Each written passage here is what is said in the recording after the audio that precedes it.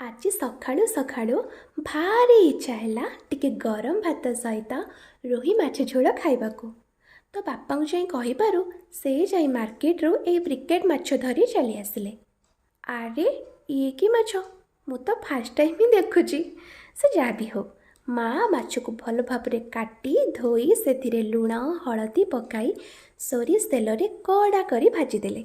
Then तेल रे किछि पियाज आलू को पकई भल भाव भाजी सारिला परे सेथिरे लंका गुंड कटा टमाटो आउ अदा रसुण पियाज पेस्ट सहित अल्प हलदी लुण पकाई भलरे कषि सारिला परे सेथिरे किछि पानी देई पानी फुट सारा पर बस सब माछ को दे 2 मिनट फुटेकी रेडी कर दिंतु माछ आलू झोल तरकारी।